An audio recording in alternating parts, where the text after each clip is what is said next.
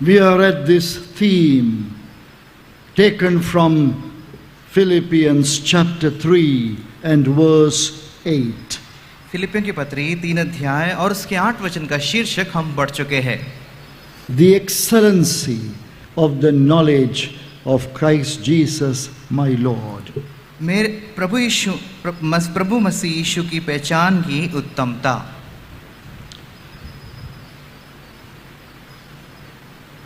The surpassing worth of knowing Christ. प्रभु यीशु मसीह को जानना सब कीमती वस्तुओं से भी उत्तम है। Now in considering this, we arrived at this knowledge of the Lord Jesus Christ revealed through the scriptures. ये इसके बारे में जब हम ध्यान कर रहे थे, हम इस विचार तक पहुंचे कि प्रभु यीशु मसीह का जो ज्ञान है उसके वचन के द्वारा प्रकट किया गया है। In that respect, I suggested that we come prepared, having read Leviticus chapter 1. उसी विचार को ध्यान करने के विषय में मैंने आपको कहा था कि लेवी व्यवस्था पहला अध्याय पढ़कर आने के लिए। And we sincerely hope that you have come prepared, having read Leviticus chapter 1. और हम सच्चाई से इस आशा को रखते हैं कि आप सब लेवी व्यवस्था पहला अध्याय पढ़कर आ चुके हैं। Now, as we are getting ready to read Leviticus chapter 1, once again today, for the benefit of those who may have forgotten to read it, and otherwise, let us also, as we get ready to read, we'll do the same thing that we did yesterday. That is, the children are asked to leave now. Please, in an orderly manner, stand up and walk out to join the children's classes. तो कल जैसे हमने कहा था levy व्यवस्था पहला अध्याय पढ़कर आने के लिए, और कुछ लोग जो पढ़कर नहीं आए होंगे उनकी सहायता के लिए हम इस अध्याय को पढ़ेंगे, और उसके साथ साथ कल जैसा हमने किया था उसी तरह आज भी हम करेंगे। छोटे बच्चे सब उठकर अपने संडे स्कूल क्लास की तरफ जाएंगे। Okay, where the usual Sunday school children, go to your children's classes. Please stand up. Sunday school के सारे बच्चे खड़े हो जाइए और अपने चिल्ड्रंस क्लास की तरफ जाइए।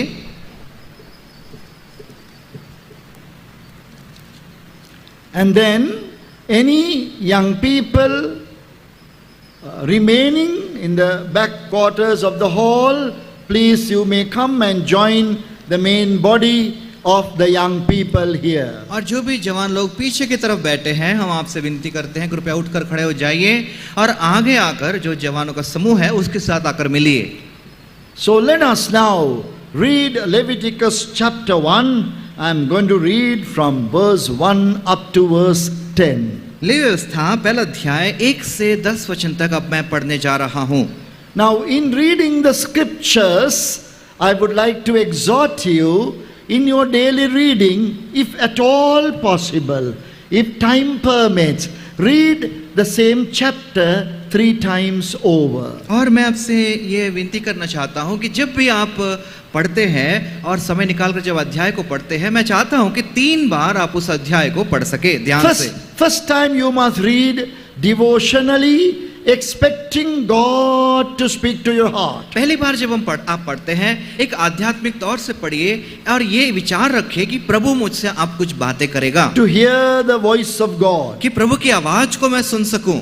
That you must read in the language that you are quite familiar with. और उस भाषा में आप बाइबल पढ़िए जिस भाषा को आप अच्छे से जानते हैं। Then it is good to repeat the same passage again, reading with the purpose of studying the scriptures. और दूसरी बार जब आप पढ़ते हैं इस विचार से पढ़िए कि मैं इस अध्याय को ध्यान कर सकूं। Now many have a wrong conception that the English Bible is the best one or the better one.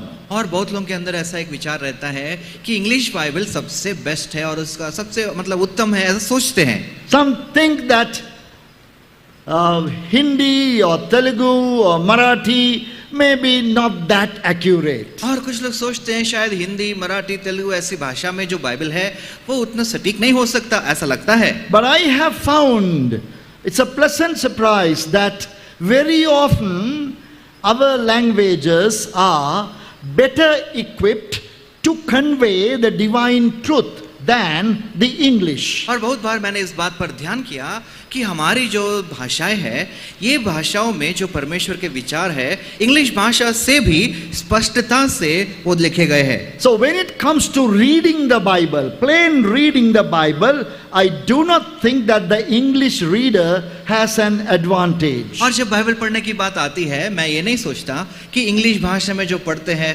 वो और अच्छे से समझ पाते हैं। Very often the language that we read, our mother tongue, is expressing the truth better than the English. और कई बार हमारी जो स्थानीय भाषा है उसमें जब हम बाइबल पढ़ते हैं, इंग्लिश से भी स्पष्टता से वो विचार वहाँ प्रकट किया गया है। I have checked it at different times. I found it to be so.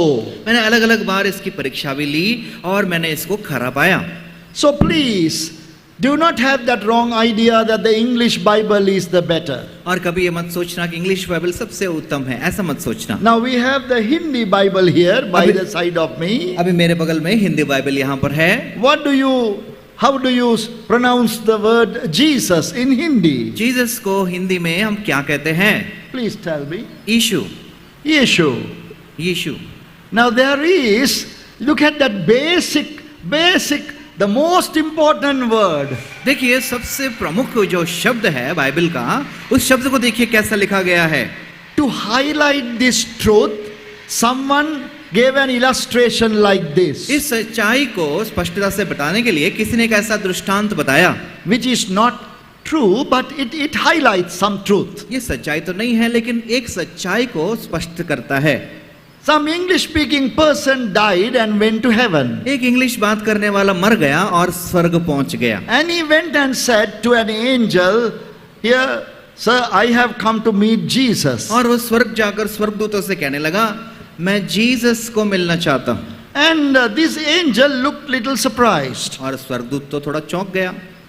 And he spoke to another angel who was passing by बगल में एक और दूत जा रहा था तो उसको पूछ लिया and said, "Friend, is there any person called Jesus here और दूसरे स्वर्गदूत से पूछ रहा है, यहाँ पर जीसस नाम का कोई व्यक्ति है क्या स्वर्ग में? in heaven?" स्वर्ग में जीसस कोई है क्या? And then that angel also was little puzzled. और वो स्वर्गदूत भी चौंक गया। And that angel said, "Not to my knowledge." और वो दूत कहता है, मुझे तो ऐसा नाम कोई याद नहीं आ रहा है। You got the idea, right? आपको समझ में आ गया ना अभी? Because the original name is not Jesus. असली नाम जीसस नहीं है, It is Yeshua. असली नाम है यशुआ। There is no J there, it is Y. वहां पर जे नहीं है, वाई शब्द है। So you can see Hindi is closer. देखो हिंदी बहुत ही नजदीक दिखाई दे रहा है। From the very basic word Jesus all the way to many of the major important words, our Eastern languages are better able to convey the truth. और जो असली भाषा में जो बाइबल लिखा गया है उसके साथ यदि तुलना किया जाए तो इंग्लिश से बढ़कर हमारी जो स्थानीय भाषा है वो बहुत ही करीब पाई गई है। Now of course, who called the Lord Jesus? The Lord Jesus, don't be afraid, you will be able to identify the Lord Jesus in heaven. ऐसा मतलब आप बिल्कुल आश्चर्यचकित मत हो जाइए, प्रभु यीशु मसीह को तो आप स्वर्ग में बिल्कुल पहचान लोगे। You may please do an investigation. This day and age we can gather knowledge और आप easily. आप ऐसा इन्वेस्टिगेशन कर सकते हैं। इन दिनों में तो समाचार को इकट्ठा करना बड़ा आसान है। How this J sound has come ये जे शब्द कहाँ से आ गया? into the English Bible? English Bible में जे शब्द कहाँ से आ गया? All the names are like that. सारे नाम ऐसे ही है। You won't be able to find John there in heaven. आप स्वर्ग में जॉन को नहीं ढूंढ पाएंगे। You won't be able to find James. James भी आपको नहीं मिलेगा स्वर्ग में। Not even Joshua. जोशुआ भी नहीं मिलेगा आपको। Because J has come. क्योंकि जे बीच में आ गया है। It has happened due to a reason which we are not going to now. It's a problem about the languages. we are not going to talk about that now. ये भाषाओं की समस्या के कारण ये अक्षर ऐसा जे आ चुका है, लेकिन उसके बारे में अभी ज्यादा हम बात नहीं करेंगे. But please do not feel like second-class citizens when we have a language, a Bible in our own language. It is better than the English Bible. और जब आपके हाथ में आपकी स्थानीय भाषा की बाइबल होगी तो ये मत सोचना कि हम सेकंड क्लास सिटीजन हैं, लेकिन ये सोचना कि ये तो इंग्लिश से भी बढ़िया है. God speaks to us directly with our own language, in our own language. प्रभु हमारी भाषा में हमारे साथ बिल्कुल सीधा सीधा बात करता है. So this we are reading now the book of Leviticus. अभी हम लेवी व्यवस्था पढ़ने जा रहे हैं. So we have read it maybe once, twice before we came here, chapter 1. एक पहले अध्याय को आप एक बार या दो बार पढ़ चुके होंगे. We are going to read it twice now. अभी हम दो बार पढ़ने जा रहे हैं. 1 to 10, you must have patience. 1 से 10 वचन तक हम दो बार पढ़ेंगे. Verse 1 to verse 10. 1 से लेकर 10 वचन तक. And the Lord called unto Moses and spake unto him out of the tabernacle of the congregation, saying, Speak unto the children of Israel, and say unto them, If any man of you bring an offering unto the Lord, you shall bring your offering of the cattle, even of the herd and of the flock. If his offering be a burnt sacrifice of the herd, let him offer a male without blemish.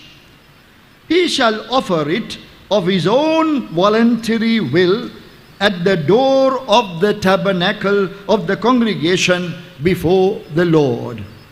And he shall put his hand upon the head of the burnt offering, and it shall be accepted for him to make atonement for him. And he shall kill the bullock before the Lord. And the priests, Aaron's sons, shall bring the blood and sprinkle the blood round about upon the altar that is by the door of the tabernacle of the congregation.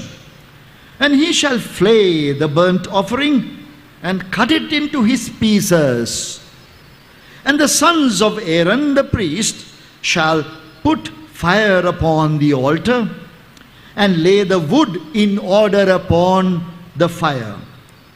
And the priests, Aaron's sons, shall lay the parts, the head and the fat in order upon the wood that is on the fire which is upon the altar.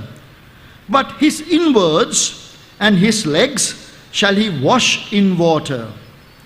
And the priest shall burn all on the altar to be a burnt sacrifice, an offering made by fire of a sweet savour unto the Lord. And if his offering be of the flocks, namely of the sheep, or of the goats, for a burnt sacrifice, he shall bring it a male without blemish. 1 से लेकर 10 वचन तक. यहोवा ने मूसा को बुलाकर मिलाप वाले तंबू में से उससे कहा, इस्राएलियों से कह कि तुम में से यदि कोई मनुष्य यहोवा के लिए पशु का चढ़ावा चढ़ाए, तो उसका बलि पशु गाय, बैलों अथवा भेड़ बकरियों में से एक का हो. यदि वह गाय बैलों में से होम बलि करे, तो निर्दोष नर मिलाप वाले तंबू के द्वार पर चढ़ाए कि यहोवा उसे ग्रहण करे. वो अपना हाथ होम बलि पशु के सिर पर रखे और वह उसके लिए प्रायश्चित करने को ग्रहण किया जाएगा. तब वह उस बछड़े को यहोवा के सामने बलि करे, और हारून के पुत्र जो याजक हैं वे लहू को समीप ले जाकर उस वेदी के चारों ओर छिड़के जो मिलाप वाले तंबू के द्वार पर है. फिर वह होम बलि पशु की खाल निकालकर उस पशु को टुकड़े टुकड़े करे. तब हारून याजक के पुत्र वेदी पर आग रखे और आग पर लकड़ी सजा कर रखे, और हारून के पुत्र जो याजक है वे सिर और चर्बी समेत पशु के टुकड़ों को उस लकड़ी पर जो वेदी की आग पर होगी सजा कर रखे, और वह उसकी अंतड़ियाँ और पैरों को जल से धोए. तब याजक सबको वेदी पर जलाए कि वह होम बलि यहोवा के लिए सुखदायक सुगंध वाला हवन ठहरे. यदि वह भेड़ों या बकरी की होम बलि चढ़ाए तो निर्दोष नर को चढ़ाए. Shall we pray? प्रार्थना करेंगे.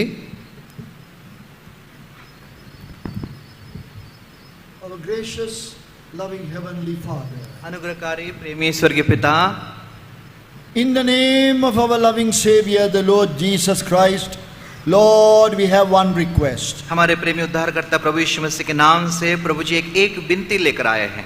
Will thou be pleased, O Lord, to reveal thy Son, thy eternal Son to us through the scriptures. आपके वचनों के द्वारा आपके अनंत पुत्र को प्रकट करने के लिए आप प्रसन्न हो जाए प्रभु जी।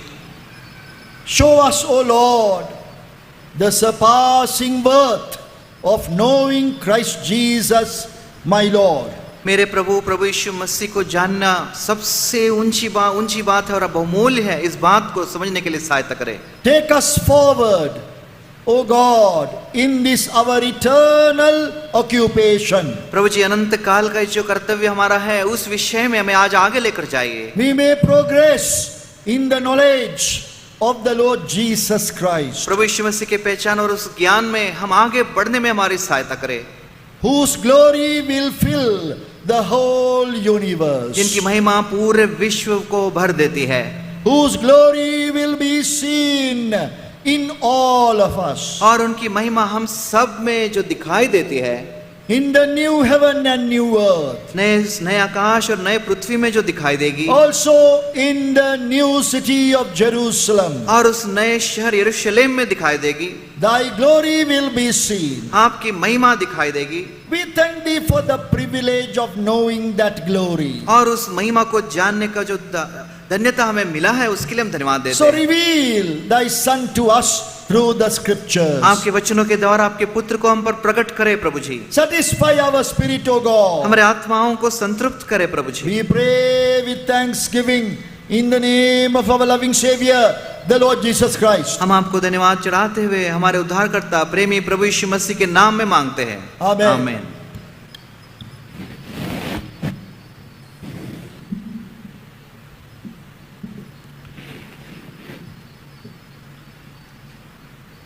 We looked at Philippians chapter 3 verse 8. That is where we began. फिलिपियों की पत्री 3 अध्याय 8 वचन को हमने पढ़ा था और वहीं हमने शुरुआत भी किया था।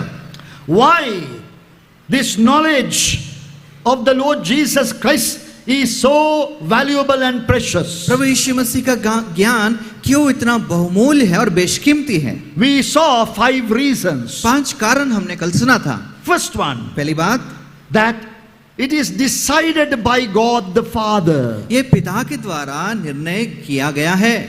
So we have become that very privileged people who have got this opportunity, हम वो विशेष प्रजा बन गए हैं जिनको आज ये मौका मिल गया है, because his election according to his sovereignty, क्योंकि उसकी सार्वभौमिकता में उसने हमको जो चुना है, that we are given now the privilege of knowing the eternal Son of God. कि हमको वो धन्यता मिल चुकी है कि हम उस अनंत काल परमेश्वर के पुत्र को जान सके। Others who are not saved have no such privilege. और जिनका उद्धार नहीं हुआ है उनको ऐसी कोई धन्यता नहीं है, Not in this life, not after this life. ना तो इस युग में ना आने वाले युग में।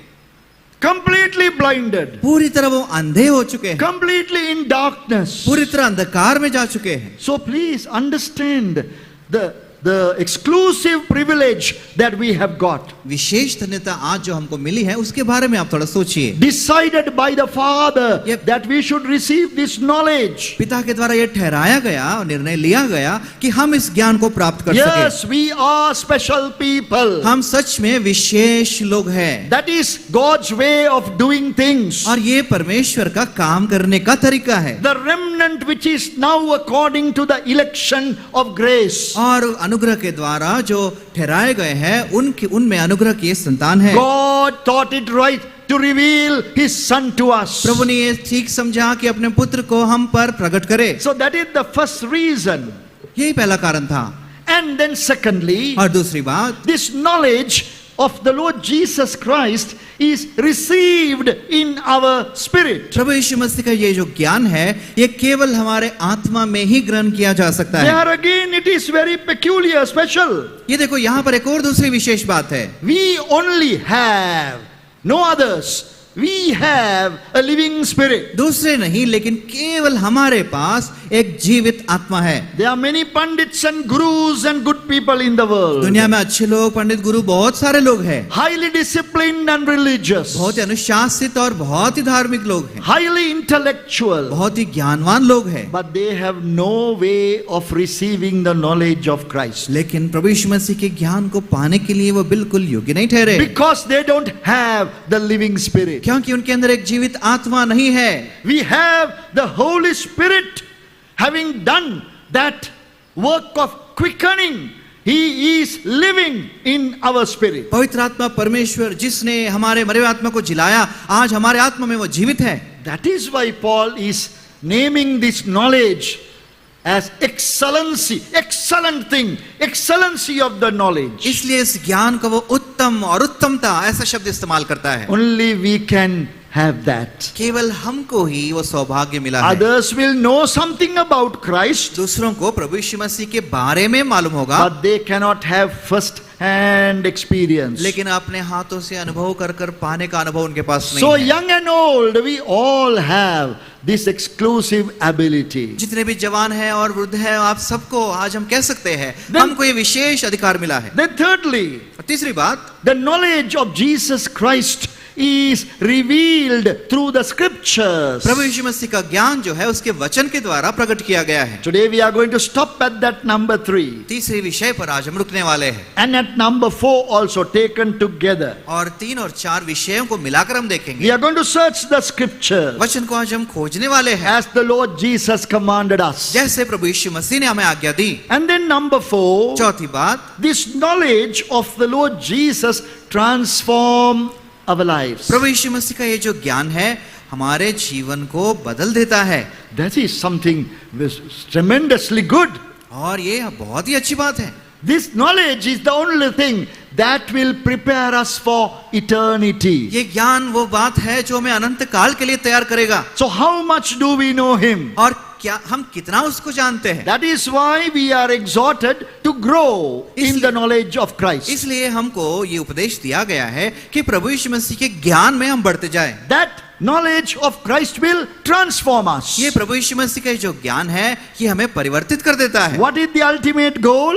आखिरी निशाना क्या है? It is recorded in Romans 8:29. रोमी 8:29 में लिखा गया है That we may be conformed to the image of His Son, that is eternal Son of God. प्रभु यीशु मसीह के अनंत पुत्र के स्वरूप में हम बदलते जाए, ऐसा लिखा गया है। So we are to be conformed to the image of the Son of God. प्रभु यीशु मसीह के पुत्र के स्वरूप में हमें बदलते जाना है। What a great idea. कितना अद्भुत ये विचार है। We are going to bear His image Prabhu in Yeshu eternity. प्रभु यीशु मसीह के स्वरूप को हम अनंत काल तक ले चलेंगे, But the question is how much? लेकिन कितना स्वरूप को लेंगे वो प्रश्न है। When we look at some children, कुछ बच्चों को जब हम देखते हैं we look at the father और उसके पिता को हम देखते and हैं say, this child is exactly like the father. और कहते हैं ये बेटा तो बिल्कुल उसके पिता जैसा दिखता है। But still others, और दूसरे बच्चे, we say only the nose is like the father. और हम कहते हैं खाली नाक पिता जैसा है,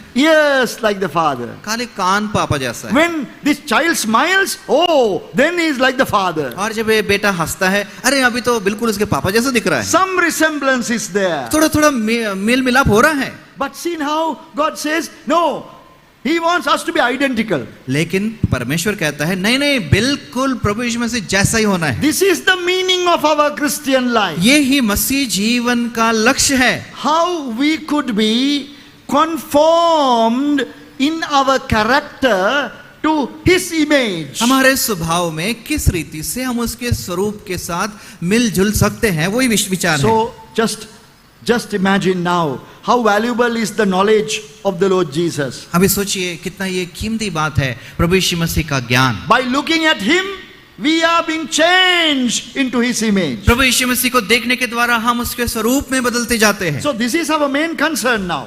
यही हमारा मुख्य विचार है। Yes, as young people, you have given your heart and life to the Lord Jesus. आप जवान होने के नाते आपने प्रभु यीशु मसीह को अपना हृदय और जीवन सौंपा है। Now this should be your main concern. लेकिन अभी आपको ये मुख्य विचार होना चाहिए, How much you can be like the Lord Jesus in your character. आपके स्वभाव में कितने दर्जे तक आप प्रभु यीशु मसीह जैसा बन सकते हैं। In that Romans 8:29, रोमी 8:29 में the word predestinated came. पहले से ठहराया गया ऐसा शब्द आया है। He also did predestinated us. उन्हें पहले से ठहराया।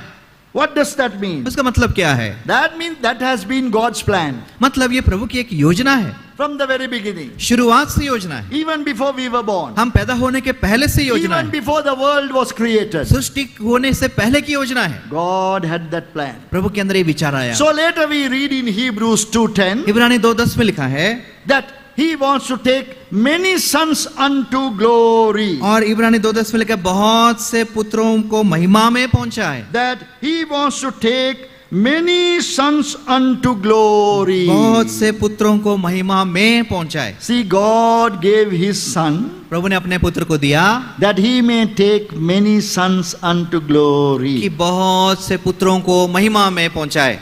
What a bad, low level idea that we have about God's plan. परमेश्वर के योजना के बारे में हमारा विचार कितना छोटा है। We think that the Lord Jesus came into the world just to pay for our sins हम सोचते हैं प्रभु यीशु मसीह जगत में आए केवल मेरे पापों का दाम चुकाने के लिए, and to take us as poor human beings to heaven. हम गरीब इंसानों को स्वर्ग ले जाने के लिए आए That हैं। is what the Christians are talking about. और यही मसीह लोग बात करते रहते If हैं। you believe in Christ, आप विश्वास करोगे तो you can go to heaven. आप स्वर्ग जा सकते हैं, You can be in some corner of heaven. और स्वर्ग में कोने में आप बैठ सकते हैं। You are safe. आप सुरक्षित रहोगे। Oh, that is the only thing that you wish for now. आप बस इतना ही सोच लिए, बस सोच That लीजिए। is not God's plan. ये प्रभु की योजना नहीं है। No, no, God's plan is much higher, greater, bigger.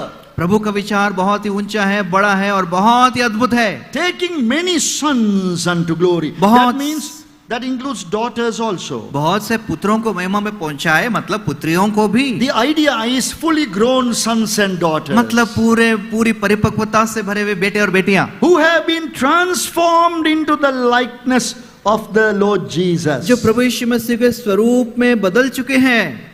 That is why God has kept us in this world. इसलिए प्रभु यीशु मसीह ने हमें इस जगत में रखा है। It is not to simply give us long life, केवल इसलिए नहीं कि एक लंबी उम्र दे सके, but this work may be accomplished. कि ये काम पूरा हो सके। So are you in line with the purpose of God? क्या प्रभु की इस योजना के साथ आप मेल जोल रखते हैं? Are you ready?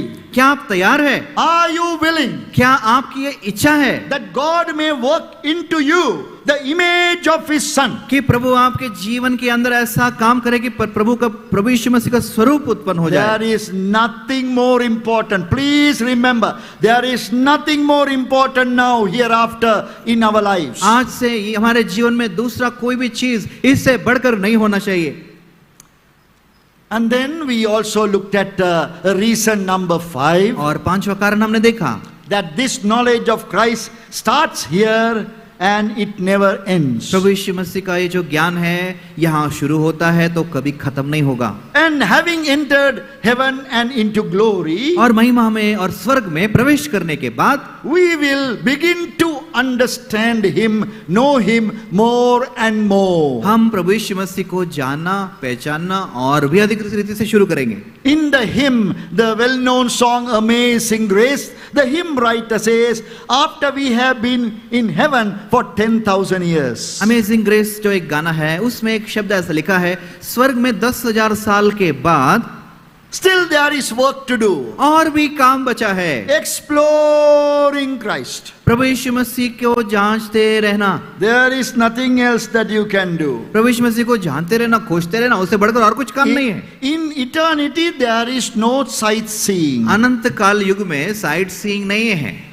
Today we have sightseeing. आजकल तो हम घूमने जाते हैं उधर देखने के लिए, But in eternity, अनंत काल में whatever we see will speak to us of Christ. जो कुछ भी हम देखेंगे वो केवल प्रभु यीशु मसीह को बताएगा। His beauty, His virtue, His character, प्रभु यीशु मसीह की सुंदरता, प्रभु यीशु मसीह के गुण, प्रभु यीशु मसीह का स्वभाव and His glory, और उनकी महिमा को बताएगा His immaculate nature. और उसका अनगिनत जो स्वभाव है। So, those are the 5 things that we collected yesterday about the knowledge of the Lord Jesus Christ. और ये 5 विषयों के बारे में, प्रभु यीशु मसीह के ज्ञान के बारे में कल हम सुन रहे थे. So now we are going to the scriptures to find this Lord Jesus Christ. अब हम प्रभु के वचन में प्रभु यीशु मसीह के बारे में हम खोजने जा रहे हैं. Because the Lord Jesus said, you must search the scriptures and they testify of me, और प्रभु यीशु मसीह ने कहा, referring to the Old Testament. पुराने नियम के विषय में प्रभु यीशु मसीह ने कहा, तुम तो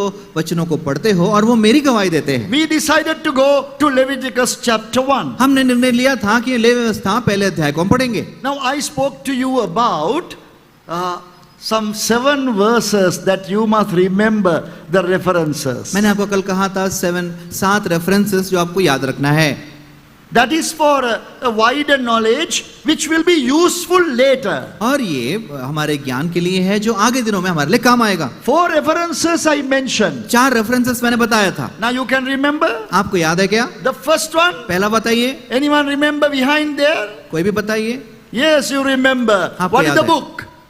Sisters behind, not in the front. पीछे बहने बताइए.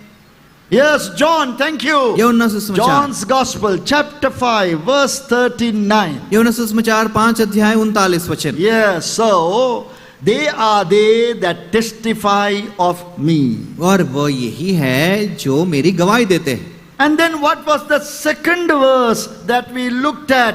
Brothers, behind please. पीछे भाई लोग बताइए दूसरा वचन क्या है?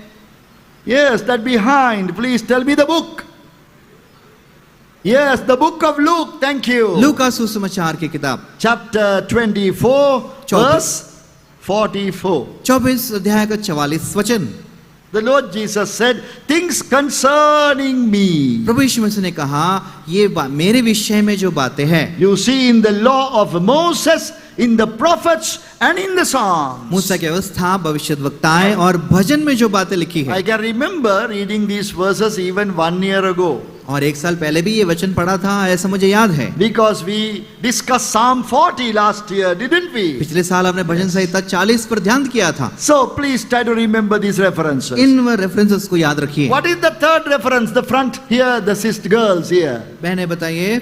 Thank you. तीसरा रेफरेंस Romans 15:4. रोमी 15 अध्याय का 4 वचन. Romans 15:4. They are written for our learning. और रोमी 15:4 में लिखा है, हमारी शिक्षा के लिए लिखी गई है. Now that goes beyond the knowledge of the Lord Jesus, beyond in the sense it deviates into other things also. प्रभु यीशु मसीह के ज्ञान से भी थोड़ा अलग दिशा में जाकर हमें दूसरी बातों को भी सिखाती है. That were written aforetime. ये पहले ही लिखी गई बात है. Written for our learning. हमारे शिक्षा के लिए लिखी गई. Now please, what is the 4th verse? चौथा वचन Now बताइए. you are ready.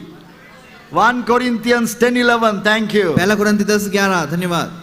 Girls, please look at the boys. They are shouting out loud. भाई 1 लोगों को Corinthians, yes, 10 and verse 11. पहला कुरिन्थी 10 अध्याय का 11 वचन. They are written for our admonition. ये हमारे दृष्टांत, हमारे चेतावनी के लिए लिखी गई. All the experience of Israel, Israel के सारे अनुभव, their downfall, their defeats, everything, उनका गिरना, उनका हारना, सारी बातें they are written for our admonition. हमारी शिक्षा के लिए लिखी गई. Now we are going to read one more verse. एक और वचन हम पढ़ेंगे. That will introduce another new thought now, एक नया विचार को वो प्रकट करेगा. which we have already discussed some time ago. ये भी बहुत समय पहले हमने ध्यान But किया था. for the benefit of those who were not here last year. पिछले साल जो लोग यहाँ पर नहीं थे, उनके लाभ के लिए. Colossians chapter 2, 16 and 17. कोलोस्सियों की पत्री 2 अध्याय 16 और 17 वचन.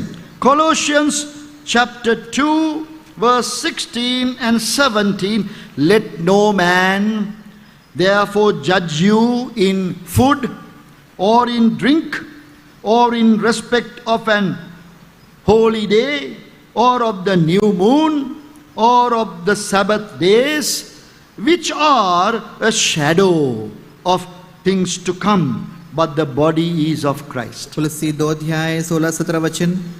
इसलिए खाने पीने या पर्व या नए चांद या शब्द के विषय में तुम्हारा कोई फैसला ना करे, क्योंकि ये सब आने वाले बातों की छाया है, पर मूल वस्तुएं मसीह की है. The Old Testament regulations revealed in the book of Leviticus are filled with these things. पुराने नियम में जो भी रीतियां लिखी गई है वो इन सारी बातों से भरी हुई है। What are they? वो क्या है? The book of Leviticus is filled with, in verse 16, 16 वचन में लेवी व्यवस्था में कौन सी बातें भरी हुई है? meat, drink, and holy days, new moon, Sabbath days. खाने पीने, पर्व या नए चांद या शब्द के बारे में लिखी गई है। You read through the book of Leviticus, you find them again and again. लेवी व्यवस्था यदि आप पढ़ेंगे बार बार ये शब्द वहां दोहराए गए हैं। But now God says, लेकिन अभी प्रभु कहता है what are those? वो सारी बातें क्या है? Verse 17, 17 वचन, which are a shadow of things to come. ये आने वाले बातों की छाया है। Shadow. छाया है, Not the very real thing, they are only a shadow. असली वस्तु नहीं, वो छाया है।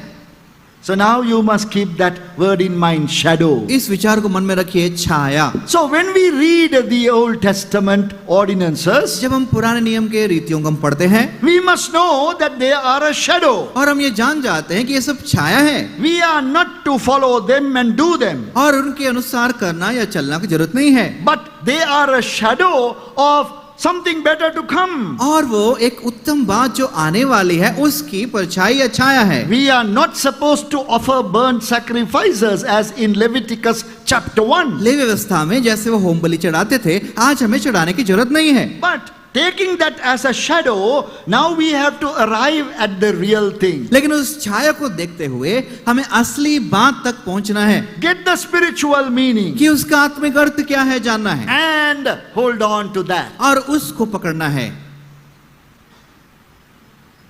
So Colossians chapter 2, 16 and 17. कुलस्सी 2 अध्याय 16-17 वचन, And the next verse now. उसका अगला वचन Hebrews chapter 10 verse 1. इब्रानी 10 अध्याय और उसका पहला वचन। Hebrews chapter 10 verse 1. इब्रानी 10 अध्याय उसका पहला वचन। For the law, having a shadow of good things to come and not the very image of the things. क्योंकि व्यवस्था जिसमें आने वाली अच्छी वस्तुओं का प्रतिबिंब है पर उनका असली स्वरूप नहीं। So this laws regarding all the sacrifices, ये व्यवस्था में सारे बलियों के बारे में लिखा है। if someone asks you why all these things are written in the Bible, और यदि आपसे कोई पूछे ये सारी बातें बाइबल में क्यों लिखी है, animals are being killed, क्या जानवरों को मार रहे हैं, so many fire sacrifices of fire, इतना आग में क्या बलि देते जा रहे हैं, point them to Hebrews chapter 10 verse 1. इब्रानी 10 और उसके पहले वचन की तरफ लाइए। For the law having a shadow of good things to come. व्यवस्था जिसमें आने वाली अच्छी वस्तुओं का प्रतिबिंब है। That is how God decided to do it. ऐसा प्रभु ने करने का निर्णय लिया। That is His decision. वो प्रभु का निर्णय है। He would show us the shadow first पहले हमको परछाई या छाया दिखाएगा and then bring us to the real thing. और तब हमको असली वस्तु के पास लाएगा। That is why God has given us all the writings of the law of God. इसलिए व्यवस्था परमेश्वर की व्यवस्था के सारे लिखी हुई बातों को प्रभु ने हमें दिया है That we may not go after the shadow, कि हम परछाई या छाया के पीछे न जाए, but through the shadow we may see the real person, कि उस परछाई को पकड़कर हम असली व्यक्ति के पास पहुंच सके, the Lord Jesus Christ, Prabhu Yeshu Masih, and what God has planned for our lives. और हमारे जीवन के लिए प्रभु ने क्या योजना की है, Spiritual divine principles. और आत्मिक ईश्वरीय सिद्धांतों को पकड़ना है। So please study the Bible according to the instruction that is given there. Bible में जो नियम दिए गए हैं उसके अनुसार को बाइबल पढ़िए। And then finally, और आखिरी में about the 7 verses, 7 वचन जो पढ़ते हैं, we collect all this instruction and finally finish it with 2 Timothy chapter 3 verse 16. ये 7 वचनों को मिलाकर हम एक वचन पढ़ेंगे। इसके अर्थ में 2 कुरिन्थी 3:16। No, 2 Timothy chapter 3 verse 16. 2 तीमुथियुस 3 अध्याय 16 वचन। All scripture is given by the inspiration of God.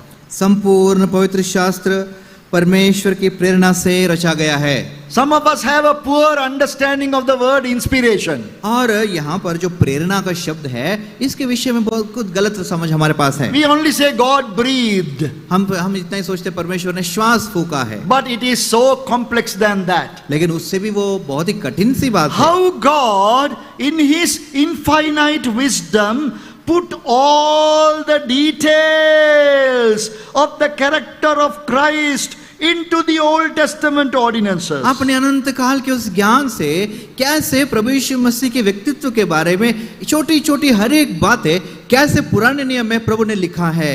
How God in his infinite wisdom put all the details of spiritual principles into these ordinances of sacrifices. ये पुराने नियम में जो बलियों की जो विधियां है, इनमें आत्मिक सिद्धांतों को अपने अनंत ज्ञान से कैसे परमेश्वर ने भर दिया है. These are for young people. ये जवानों के लिए ये बातें हैं.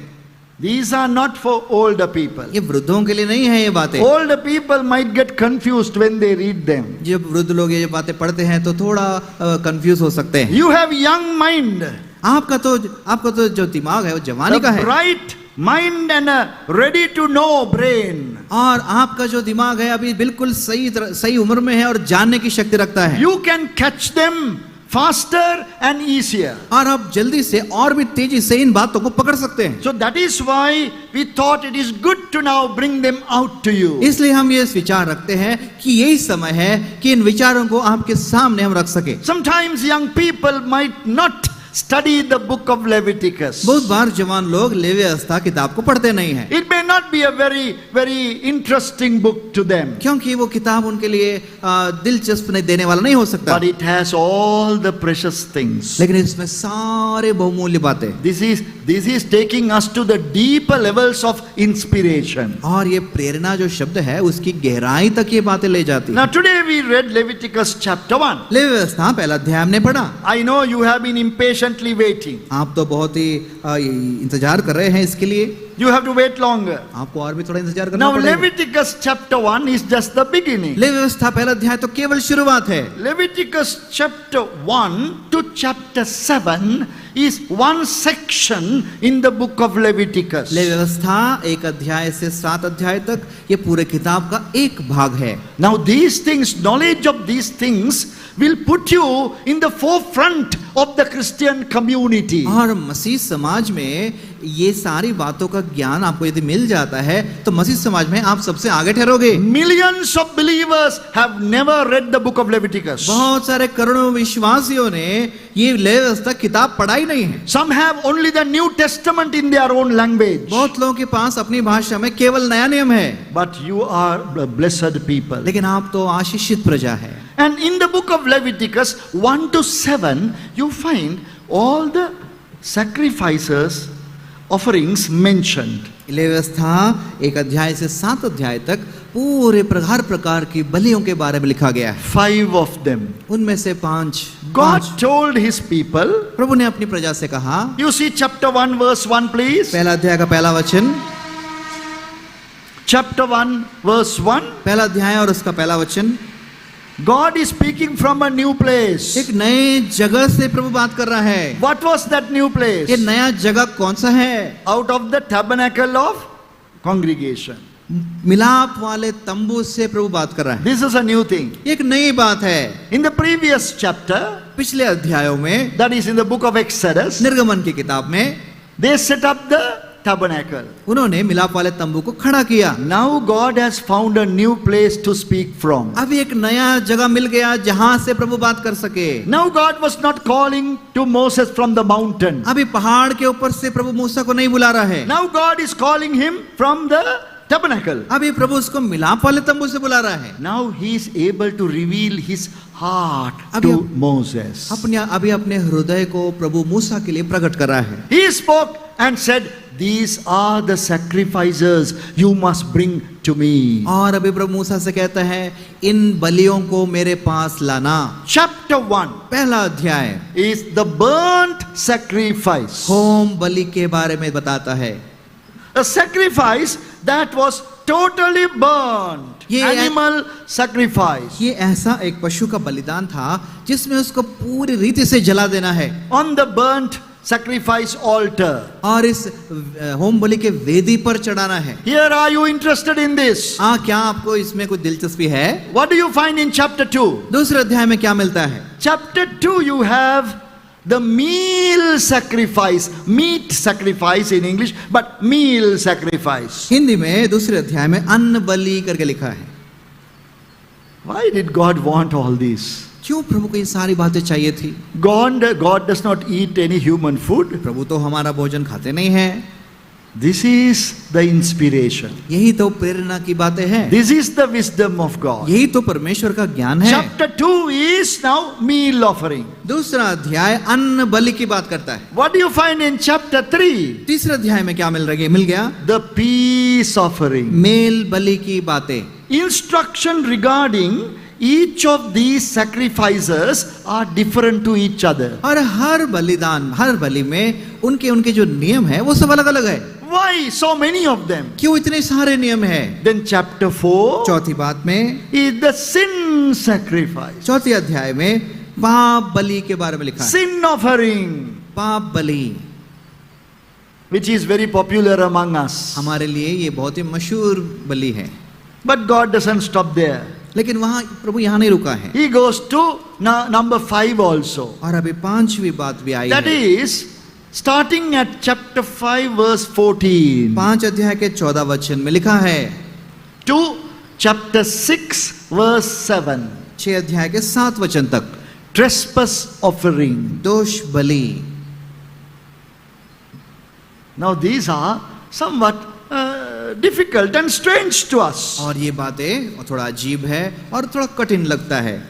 Now today we take it so simply and say, oh yes, the animals were sacrificed those days because the Lord Jesus, the Lamb of God, had to come later and sacrifice himself. और हम बड़े आसानी से कहते हैं उन दिनों में पशु को बलिदान चढ़ाया करते थे क्योंकि प्रभु यीशु मसीह बाद में आकर वो बलिदान हो जाएंगे। Regarding sacrifices, that's all we know. और बलिदान के बारे में इतना ही जानते थे। That's all we talk about. इतना ही हम बात करते थे। Jesus is the sacrifice. प्रभु यीशु मसीह ही बलिदान है। He died for my sins. मेरे पापों के लिए मर गया। He died. वो मर गया। That's all we say. इतना ही हम कहते हैं। And we disregard these manifold sacrifices that God wanted Jewish people, Israel, to offer. और ये जो अलग अलग बलि है प्रभु चाहते थे कि इस्राएल के लोग प्रभु को चढ़ाए। Burnt sacrifice. होम बलि। Now come with me, please. You must keep them in mind. आपको ये सारे बातें याद रखना है। Notes will not help. Notes आपको मदद नहीं करेगा। You must put them into the memory. आपको अपने याददाश्त में रखना है। Burnt sacrifice. होम बलि, Meal sacrifice. अन्न बलि, Peace sacrifice. मेल बलि, Sin sacrifice. पाप बलि, Trespass sacrifice. दोष बलि। They all have a general explanation. इन सारे बलियों के विषय में एक उसका अर्थ भी लिखा गया है। But they also have that idea of the shadow that Colossians 2:16-17 said, Hebrews 10:1 said, a shadow of good things to come. कोलोसी 2 अध्याय 15-16 और इब्रानी 10:1 में जो बातें लिखी है कि ये सारी बातें आने वाले उत्तम बातें की छाया है। Let us learn through the shadow, let us learn about him. इन परछाइयों के द्वारा हम उसको जान सके। Now please tell me that out of the 5 sacrifices, which one is most spoken of today?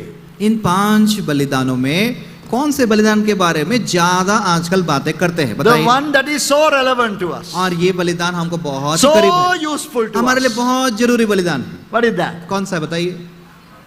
Yes, sin offering. पाप बलि, And coupled with that is trespass offering. उसके साथ जुड़ा हुआ दोष बलि। Trespass offering also has another shade of meaning. It is different to the sin offering. ये पाप बलि से दोष बलि का थोड़ा विचार अलग है For और the- थोड़ा अलग है। For the time being, we will keep them as one. लेकिन अभी विचार हमारे सोच विचार के लिए दोनों को हम एक जोड़कर रखेंगे। So if we were given to write the book of Leviticus, यदि हमें लेवी व्यवस्था लिखने का अधिकार दिया गया होता, we will begin with sin offering. हम तो शुरुआत करते पाप बलि से। And our argument is correct. और बिल्कुल सही बात है। First of all, we must get reconciled with God. पहले परमेश्वर से तो मेल होना चाहिए ना। So if we were given the privilege to write, यदि लिखने का अधिकार हमको दिया गया होता, we would select the sin offering, trespass offering, sin offering, and then we can go to peace offering, then meal offering, then burnt offering. और हम लिखते हैं पहले पाप बलि, फिर दोष बलि, फिर धीरे से मेल बलि और उसके बाद अन्न बलि और home Bali.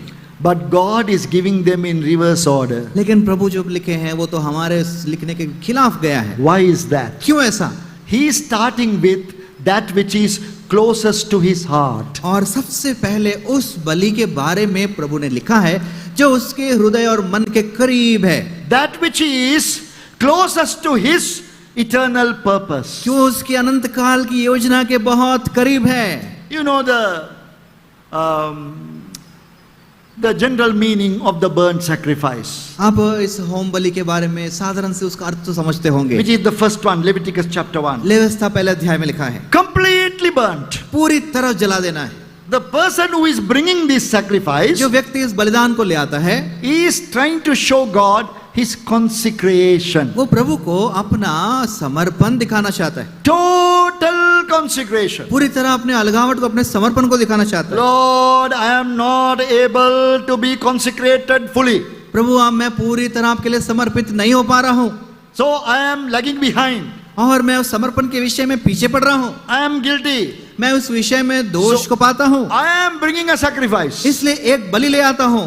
This is my desire. यही मेरी इच्छा है। I want to be reduced to ashes. मैं इसके जैसे राख बन जाना चाहता हूँ। God loved that thought. प्रभु के विचार बहुत पसंद आए। Full consecration. पूरा समर्पण। So that is why it is given first. इसलिए पहला लिखा गया है। Sin offering is at the last. पाप बलि तो आखिर में। But our need is the other way about. लेकिन हमारा जरूरत तो उल्टा है। God is looking always at the ultimate goal and purpose. प्रभु हर समय उस उत्तम लक्ष्य की ओर और आखिरी लक्ष्य की ओर देखता है। Ultimate goal and purpose of our salvation is full consecration. हमारे उद्धार का उत्तम और आखिरी लक्ष्य यही है, पूरा समर्पण। We can do it. ये हम कर सकते हैं। Young people can do it. हम कर सकते हैं। The most consecrated people in the history of Christianity have been young people. मसीह चरित्र को यदि पढ़ा जाए तो सबसे ज्यादा समर्पित जवान लोग पाए गए। Most difficult decisions were made to follow Christ by young people than the old people. वृद्धों से भी बढ़कर जवानों ने उन कठिन निर्णयों को लिया और कठिन काम उन्होंने किया। So you are at a very important age group now. आप एक बहुत ही बहुमूल्य उम्र में आज पाए जाते This हैं। burnt offering has such a great value to you. ये होम बलि आपके लिए बहुत ही प्रमुख बात है। When you read the details of the burnt offering, जब इस होम बलि के विषयों को आप पढ़ेंगे, tell the Lord, प्रभु से कहिए, Lord, I want to be like this. प्रभु मैं भी ऐसा होना चाहता हूँ। Complete consecration. पूरा समर्पण करना चाहता हूँ Totally to be burnt up. कि मैं पूरी तरह राख हो जाना चाहता हूँ। My love, मेरा प्रेम, my energy, मेरे सामर्थ, all my strength, मेरी पूरी शक्ति I want to give to you. मैं आपको देना चाहता हूँ।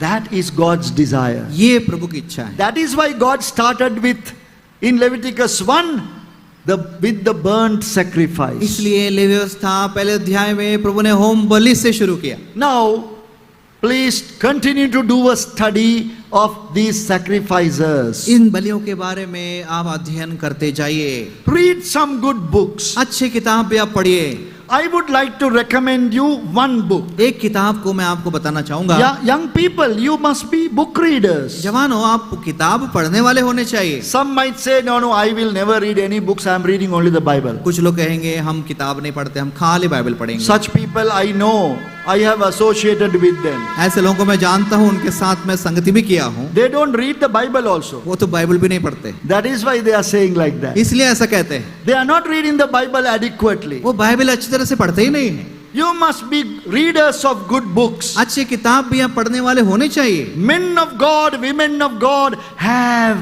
got the revelation through the word. और प्रभु की जो प्रजा है, प्रभु के लिए जो काम किए हैं, उनको वचन के द्वारा प्रगटीकरण मिला है। For the English reader, I can recommend just one book. English जो पढ़ते हैं उनके लिए मैं एक किताब बता सकता There हूँ। are not not very many good books. अच्छे किताब बहुत सारे तो नहीं है। Always verify, find it before reading whether this is the right book to read. और जब ये किताब पढ़ने जाते हैं पहले जान लीजिए कि ये किताब पढ़ना चाहिए कि नहीं पढ़ना चाहिए। There was a great man called C.H. Mackintosh. C.H. मैकिन्टॉश करके एक प्रभु का दास था। English reader can find it. English जो पढ़ते हैं वो आप ढूंढ सकते हैं। You can read it online. आप ऑनलाइन भी पढ़ सकते हैं। C.H. Mackintosh, C.H. मैकिन्टॉश who lived in the latter part of the 19th century, 19वीं शताब्दी में उनका वो जीवन जिए थे and he lived also in the 20th century. और 20वीं शताब्दी में भी वो थे। He has written very important set of books. और बहुत ही अच्छे किताब का समूह उनके पास है। First one is the Notes on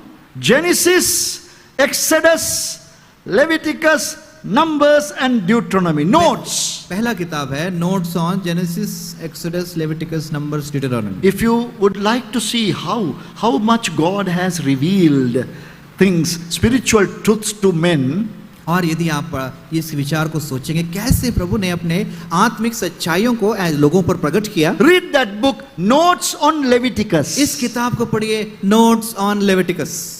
I don't have very many books in my library, मेरे पास बहुत सारे किताब तो नहीं है, but this set is with me. लेकिन ये सेट तो मेरे पास रहता From है। time to time I try to read. और जब भी समय मिलता है पढ़ने की कोशिश करता हूँ। They are very heavy reading, बहुत ही भारी पड़ता है पढ़ना, but it's worth it. लेकिन बहुत ही You अच्छी बात must है। read with concentration बहुत ध्यान से पढ़ना पड़ेगा। when you have some leisure time. और जब आपको समय मिले, So we have God revealing these truths to men. और प्रभु अपने विचारों को अपने लोगों को प्रकट करता है We should benefit by that. और उन विचारों से लाभ उठाना चाहिए। God will exclusively reveal certain things to you और also. कुछ बातें प्रभु आपसे अलग रीति से दिखाएगा, It is possible.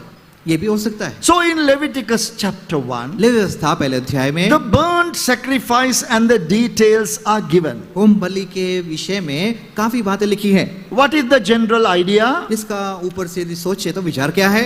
It is about the consecration, ये समर्पण की बात करता है। total dedication, पूरी रीति से समर्पण होना, burnt up, पूरी रीति से जल जाना, reduced to ashes. पूरी रीति से राख हो जाना। God delights in that. इस बलि से प्रभु आनंदित है। But there is another aspect in this book. लेकिन इस किताब में एक और दृष्टिकोण भी है। In this chapter 1, पहले अध्याय में there is no sin bearing thought there. यहाँ पर पाप को उठाने का कोई विचार नहीं है। When it came to sacrifices of animals, we always thought there is sin bearing only. और जब भी हम एक पशु को बलि चढ़ाने की बात करते हैं तो हर समय पाप को उठा लेने वाला ऐसा हम सोचते हैं। You read Leviticus 1, right? Levy व्यवस्था एक अध्याय आपने पढ़ा था ना? There is no sin bearing. यहाँ पर पाप को उठा ले जाने वाली बात नहीं है। God's thought is something else. प्रभु का विचार कुछ और है। Consecration, आज समर्पण की बात है dedication और अर्पण की बात है, of the person who brings. जो व्यक्ति लाता है उसके बारे में। But there is another important aspect. यहाँ पर एक और विशेष बात है। It speaks to us of the devotion of the Son of God to the purposes of the Father. पिता की योजनाओं के प्रति पुत्र किस रीति से अधीन आता है उसके विषय में लिखा है। That is what we are trying to study. और यही हम अध्ययन करने जा रहे हैं। The devotion, consecration of the Son of God to the Father. पिता के प्रति पुत्र का समर्पण और अपने आप को अर्पण करना। In the cross, we don't talk about it when we talk about the cross. जब हम क्रूस की बात करते हैं तो इस विषय की बात हम नहीं करते। We only talk about what we have received. हम यही बात करते रहते हैं कि हमने क्या पाया।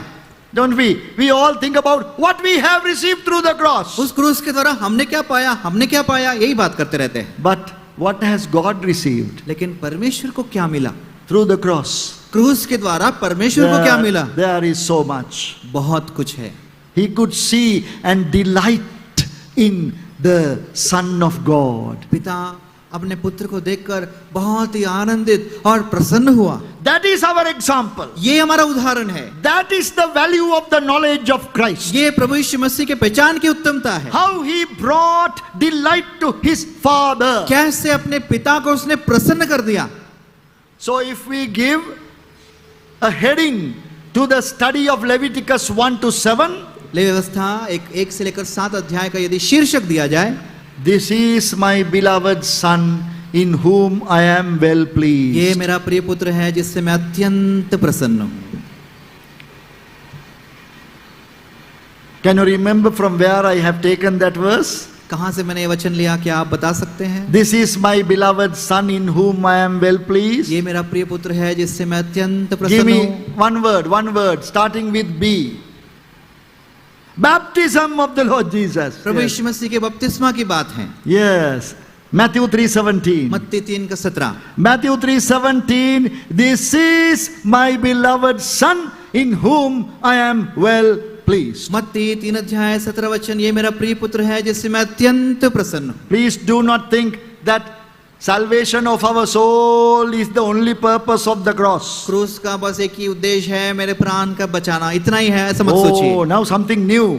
आपसे कुछ नई बात है। Salvation of our soul is not the only purpose of the cross. क्रूस का उद्देश्य केवल हमारे प्राणों को बचाना ही नहीं है। The cross demonstrates to us the devotion, consecration of the Son ये क्रूस हमें पुत्र के अर्पण और समर्पण की बातें बताते हैं, to the Father पिता के प्रति, and to do His will. पिता की इच्छा को करना। This is what brought delight to the heart of the Father. ये पिता के मन को आनंदित और प्रसन्न कर दिया। This is what God is doing in our life. ये ही प्रभु हमारे जीवन में करना चाहता है। Now we have benefited by the cross, क्रूस के द्वारा हमें लाभ हुआ, forgiveness of sins, पाप की क्षमा हुई, new life in Christ. नया जीवन मिला मसीह में। But now what?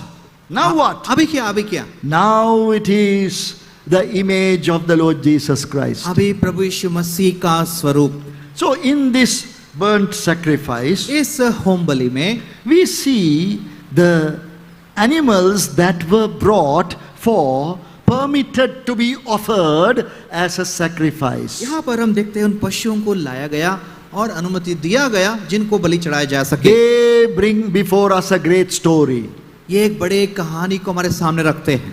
4 types of animals were allowed in the burnt sacrifice. होम बलि के लिए 4 प्रकार के जीव जंतुओं को लाया गया। They speak to us of Christ, ये प्रभु यीशु मसीह के बारे में बताते हैं, His devotion to the Father. पिता के प्रति उनकी श्रद्धा को बताता है। We must copy that. उसको हम अनुकरण करना We चाहिए, must imitate that. उसके अनुसार चलना चाहिए, We must follow that. उसके पीछे चलना चाहिए। That is our victory. यही हमारा जय है। What is the first group of animals? पहला झुंड कौन सा है जीव जंतुओं का?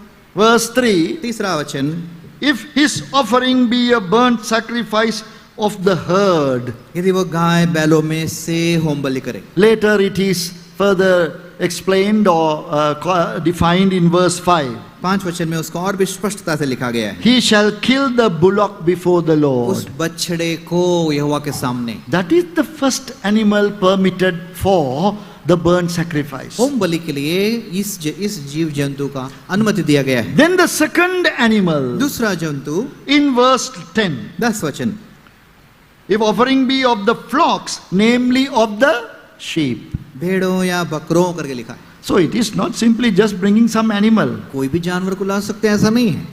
If it is from the herd, it has to be bullock. यदि वो गाय बैलों के बारे में लिखा है तो वो केवल बछड़े की बात If करता it है। is from the flocks, sheep. भेड़ों बकरों के बारे में कहते हैं तो भेड़ के बारे में लिखा है। What is the third animal? तीसरा कौन सा है? Goats. बकरी। In the same verse, उसी वचन में the goats. भेड़ों या बकरों, So 3 animals are mentioned by name. 3 जानवरों का नाम लिखा है। What is the fourth kind? चौथा कौन सा है? We read the whole chapter at home, yes. पूरे अध्याय को आपने पढ़ा, आप बताइए। Verse 14. 14 वचन, The turtle doves or young pigeon. पक्षियों की होम बलि मतलब पंडुको या कबूतरों। Dear brothers and sisters, प्रिय भाई और बहनों, we need to look at them. इनकी ओर हमें देखना है। Why did God was so particular giving detailed description of this? क्यों इनके बारे में इतना स्पष्टता से लिखा गया है? Why couldn't God say only one kind of animal? केवल एक ही जंतु को लेकर आओ, ऐसा क्यों नहीं लिखा है? Because He was displaying to us His Son. क्योंकि अपने पुत्र को वो प्रकट कर रहा है। Number 1. पहली बात, Let me just now give only the short note. केवल एक छोटा सा विचार उस पर देता हूं। Number 1, the bullock. सबसे पहला जो है वो है बैल।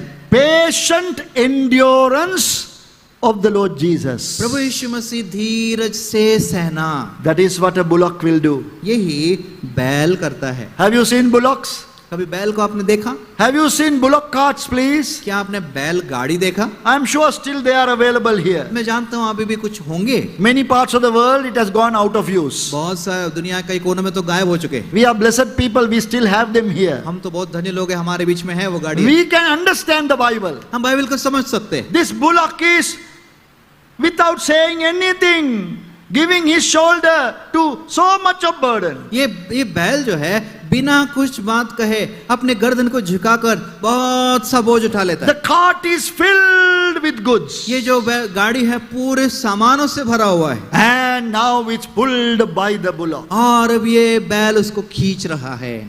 Patient endurance is displayed by the bullock. धीरज से सहता हुआ हमको बैल दिखता है। He will not say no. नहीं करके नहीं बोलेगा। He will not say no, I can't carry anything more. अब इससे ज्यादा नहीं उठाऊंगा, ऐसा नहीं बोलेगा। No, the owner will say you carry some more. और ये मालिक कहता है और थोड़ा उठाना है। He will carry. वो बोलता है ठीक है। From morning till evening. सुबह से लेकर शाम तक। Have you seen them working? क्या उनको काम करते हुए आपने देखा? I think they try to pull out from the internet, I think a bullock cart also. Okay, that's not necessary. Oh, there you are. Right, thank you. Yeah, you can switch it off. Otherwise, we will too much think about the bullock. Right. So we have this heavy load. बहुत ही भारी बोझ को उठाते हैं। So, patient endurance. धीरज से सहते हुए। You want to be like Christ? क्या मसीह जैसा बनना चाहते हैं? This is the characteristic. ये उनका गुण है। This is what we find in the life of the Lord Jesus. प्रभु यीशु मसीह के जीवन में यही बात को हम पाते हैं। This was the delight of the Father. ये पिता की प्रसन्नता थी। Last year we considered, Lo, I have come to do thy will, O my God. पिछले साल हमने इस बात पर ध्यान दिया, हे पिता तेरी इच्छा पूरा करने के लिए मैं आया हूँ। He would not say, no, this is enough. Not anything more. और प्रभु यीशु मसीह ने कभी नहीं कहा, बस हो गया, और कुछ मैं नहीं ले सकता। The Lord Jesus was like that. प्रभु यीशु मसीह ऐसे थे। And then we also have the sheep. उसके बाद भेड़ की बात हम करें। Sheep has a outstanding characteristic. एक भेड़ का जो गुण है बहुत ही अलग सा गुण है। Unresisting self-surrender. बिना बलवा किए अपने आप को अर्पण करने वाला। Unresisting self-surrender. बिना बलवा किए अपने आप समर्पण करने वाला। That is characteristic number 2. ये दूसरा गुण है। Self-surrender to the will of the Father. पिता की इच्छा के लिए अपने आप को अर्पित कर लेना। The most difficult thing for us to do. ये हमारे लिए सबसे कठिन बात है। We don't want it. हम तो करना ही नहीं चाहते। We want to please ourselves. हम अपने आप को प्रसन्न करना चाहते हैं। That is human nature. ये मनुष्य का स्वभाव है। I am not blaming you. मैं यहाँ पर दोष नहीं लगा रहा। It is my nature. ये मेरा भी स्वभाव It है। is your nature. ये आपका स्वभाव है। But the Lord God says, लेकिन प्रभु कहता है, look at my son. मेरे पुत्र को देखो। Self-surrender. अपने आप को अर्पण कर दो। Unresisting. बिना बलवा किए। As a sheep led to the slaughter. जैसे एक में भेड़ को वध के लिए ले जाया जाता है। Without any resistance, the sheep is going. बिना बलवा किए भेड़ चले जाता है। As the lamb or the sheep is dumb before the shearers. और जैसे ऊन कतरने वालों के सामने भेड़ मौन धारण करता है। With the wool, the sheep is beautiful. और ये सब ऊन के साथ बहुत ही सुंदर वो भेड़ दिखता I don't है। know whether you have seen after sharing all the wool how they look like. आपने कभी देखा क्या ये पूरा ऊन निकालने के बाद वो कैसा दिखता है वो भेड़? They are very ugly. बहुत ही बदसूरत लगता है। You can't even identify them as sheep. उसको आप भेड़ की तरह पहचान भी नहीं सकोगे। I have seen thousands of sheep in the same mountain. मैंने एक ही पहाड़ पर हजारों भेड़ों को देखा। Some of the animals, creatures were different to the others. और कुछ भेड़ तो अलग दिख रहे थे। They had no wool at all. उनके पास कोई ऊन नहीं था। Their coat is removed. उनका जो ऊपर का जो ऊन है निकाला गया। Their beauty is taken away. उनकी सुंदरता निकाल दी गई। Their reputation is gone. उनका जो नाम और शान है निकाल दी गई। But unresisting. लेकिन बलवा नहीं है। Self-surrender. अपने आप को अर्पण कर दिया। This is the message of the burnt sacrifice. ये Message of the burnt sacrifice. होम बलि का संदेश है। This is what we must learn. ये हम आज सीखना है।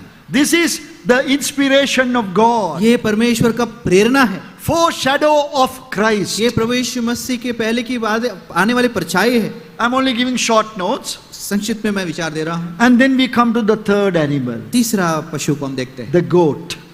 बकरी।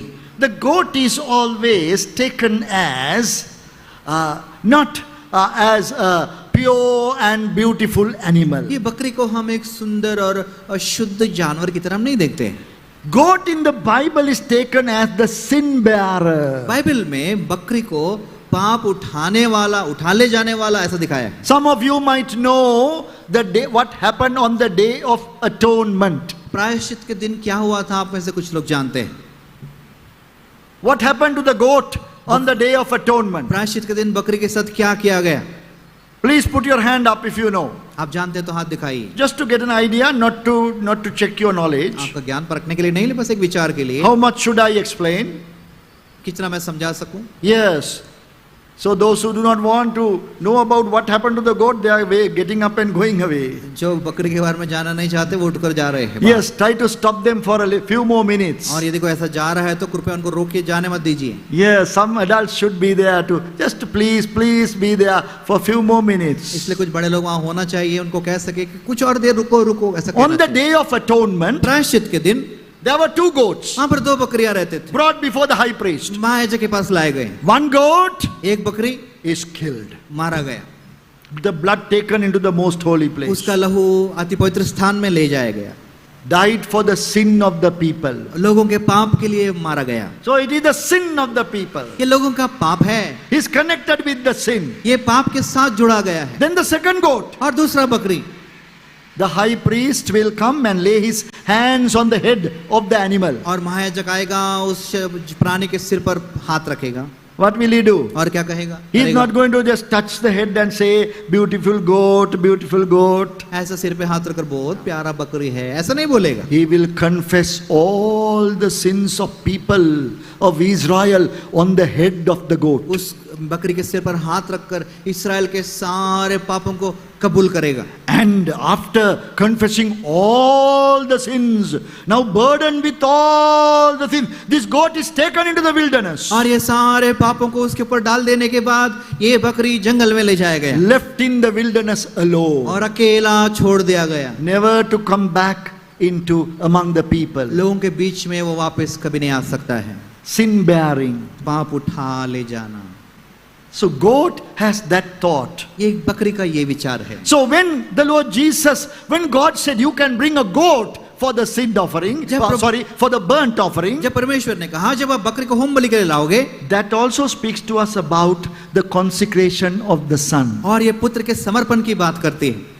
Numbered among the transgressors. दोषियों के साथ वो भी गिना गया। Numbered among the transgressors. दोषियों के साथ वो भी गिना गया।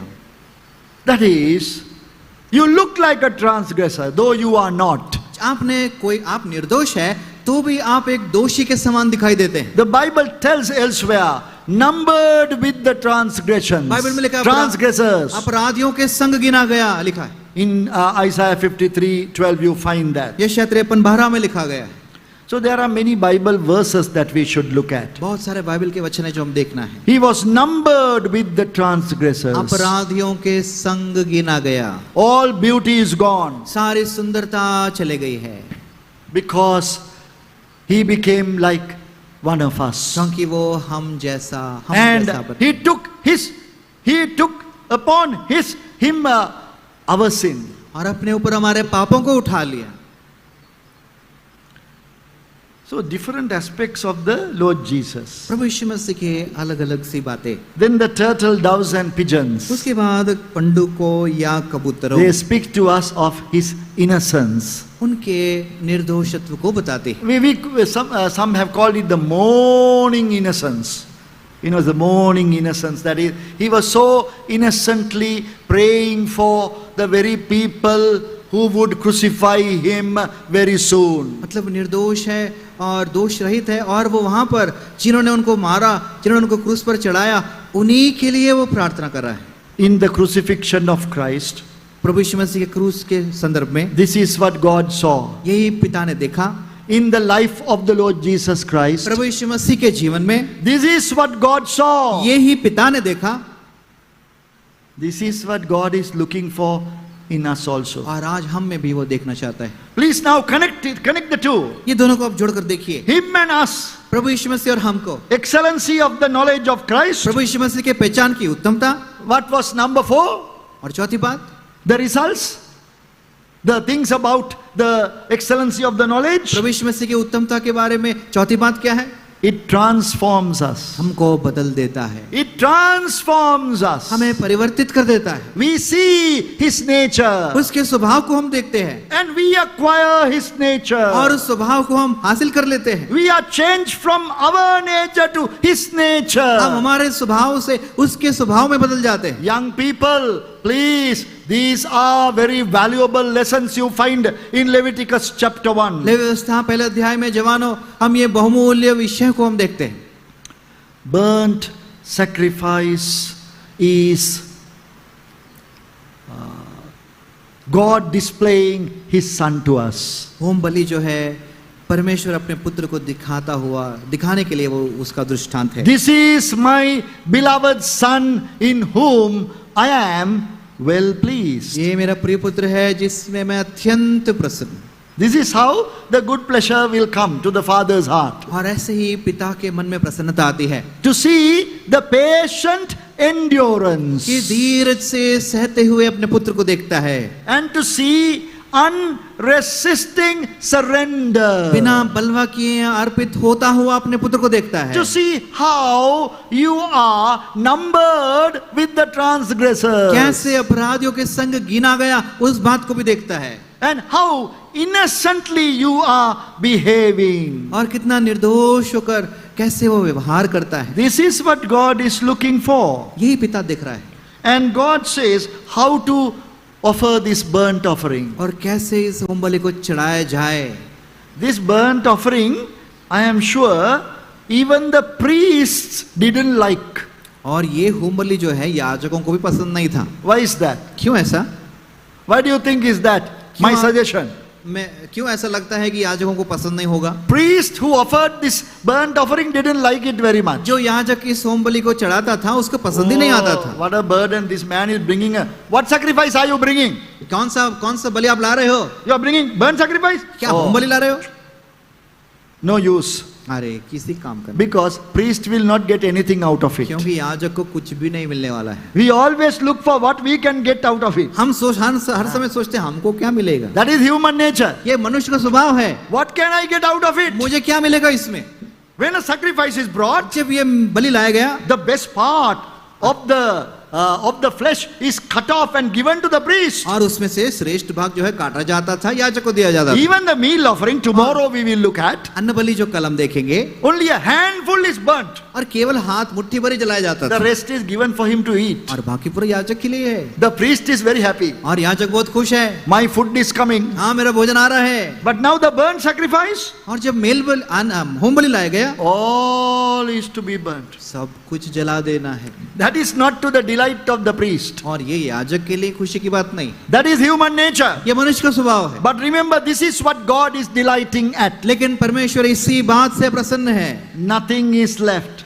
कुछ भी नहीं छोड़ा गया, All put on the altar. सब कुछ वेदी पर रख दिया गया। Now we went from chapter 1, 2, 3, 4, 5, Leviticus. 1, 2, 3, 4, 5 levy व्यवस्था के इनको हमने देखा। Then chapter 6 and 7, और 6 और 7 अध्याय में you still have further description of these sacrifices. इन बलियों के बारे में और भी बातें लिखी गई, The law concerning burnt offering. और होम बलि के विषय में विधियां The लिखी गई, law concerning meal offering. अन्न बलि की विधियां लिखी गई, The law concerning peace offering. पाप बलि की विधियां लिखी गई, Law concerning sin offering and trespass offering. दोष बलि और पाप बलि की विधियां लिखी गई। Those 2 chapters are dedicated for that. ये 2 अध्याय उसी के लिए लिखे गए।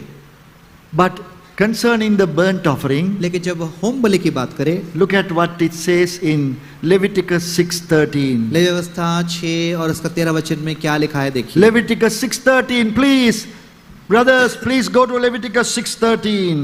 लेवी व्यवस्था 6 अध्याय उसका 13 वचन पढ़ेंगे। The fire shall ever be burning upon the altar, it shall never go out. वेदी पर आग लगातार जलती रहे, वह कभी बुझने न पाए।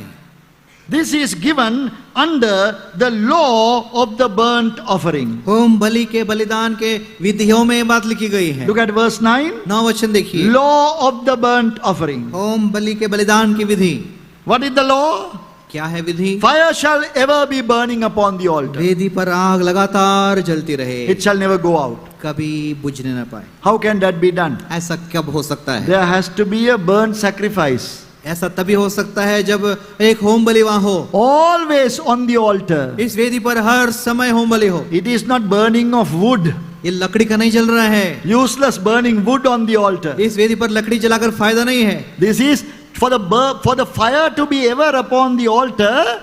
You must have a burnt offering. और यदि इस वेदी पर आग जलते रहना है तो इस पर होम बलि होना है। Bring it to our lives now. हमारे जीवन की ओर हम लाते हैं। Our lives must be offered as a spiritual sacrifice continually. एक आत्मिक बलिदान होकर निरंतर हम अपने आप को चढ़ाना है। We must offer it unto the Lord. हम प्रभु के लिए हमारे जीवन को अर्पण करना है। That is the meaning of burnt sacrifice. यही होम बलि का अर्थ है। That is what the New Testament is exhorting us to do. और यही नया नियम हमें उपदेश देता है कि हम ये काम करें। Romans chapter 12.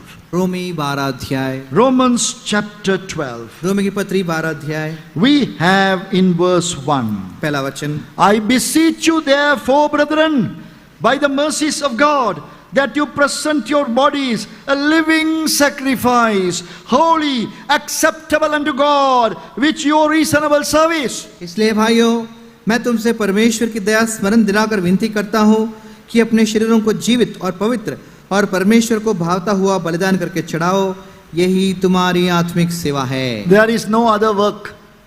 और दूसरा काम नहीं है। That is what is expected of us. और यही प्रभु हमसे चाहता है। That is our reasonable worship.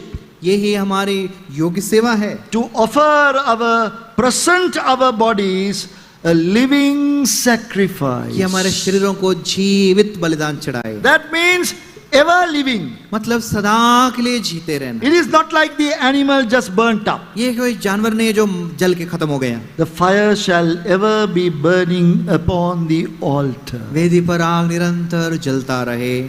That is our calling. यही हमारी बुलाहट है। Now we have got just a short understanding, brief discussion about the burnt sacrifice. और होम बलि के बारे में संक्षिप्त में हमने एक बात को समझा। So we look at the Lord Jesus Christ through the burnt sacrifice. इस होम बलि के द्वारा हमने प्रभु यीशु मसीह को देखा है। When you go home, you must tell it to others. जब आप घर जाएंगे अब दूसरों को बताना।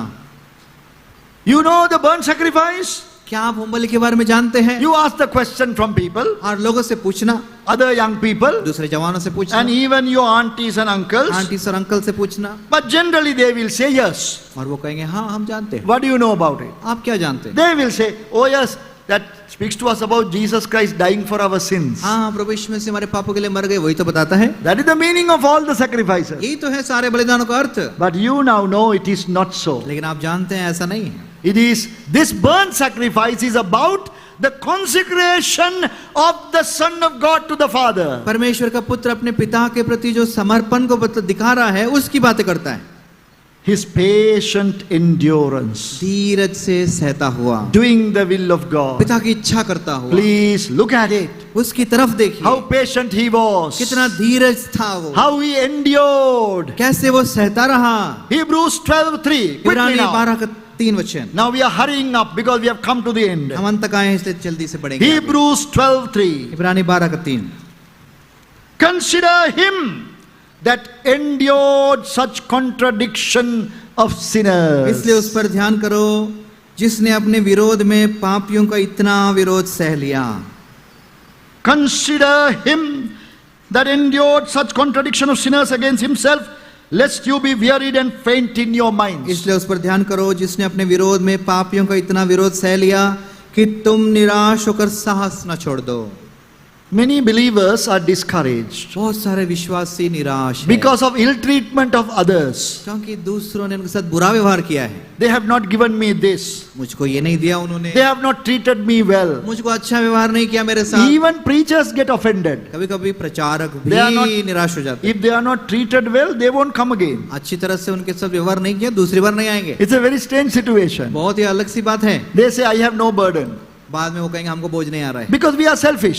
क्योंकि हम बड़े स्वार्थी हैं। But look at the Lord Jesus. लेकिन प्रभु यीशु मसीह को देखिए, He endured contradiction of sinners. पापियों के विरोध को सहता गया And he was not wearied and faint. और वो निराश और नहीं हुआ, सांस नहीं छोड़ा। Very often we have seen believers becoming like that. बहुत बार विश्वासी लोग ऐसा हो जाते हैं, They get discouraged बहुत ही निराश हो जाते हैं। because of something what someone has said. किसी ने कुछ कह दिया, निराश हो जाते हैं। How someone has looked at you. हाँ, मुझको उसने ऐसा क्यों देखा, What someone has done to you. मुझको ऐसे उसने ऐसा क्यों किया, What someone has not given to you. मुझको उसने ये क्यों नहीं दिया। You young people, never be like that. जवानों, आप बिल्कुल ऐसा नहीं बनना। You be like the Lord Jesus. हाँ, प्रभु यीशु मसीह जैसे बनना। You must be willing to endure hardship. आप कठिनाइयों को सहने के लिए तैयार रहना। It's okay. वो ठीक है, Anything happens. जो भी हो जाए, Whatever the way the people will treat you. लोग मुझे कैसा भी मुझसे व्यवहार करे, They can despise you. वो मुझको इनकार करे, They can even say, oh, you are only a young man, young girl. वो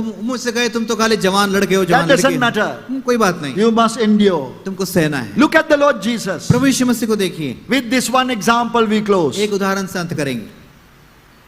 John chapter 7. यूहन्ना 7 अध्याय, John chapter 7, यूहन्ना सुसमाचार 7 अध्याय, verse 53. यूहन्ना 7 का 53। What happened there? यहाँ पर क्या हुआ? John chapter 7, verse 53. यूहन्ना 7 उसका 53। Every man went unto his own house. Very good. Very good. सब अपने अपने घर को चले गए। Bible study is over.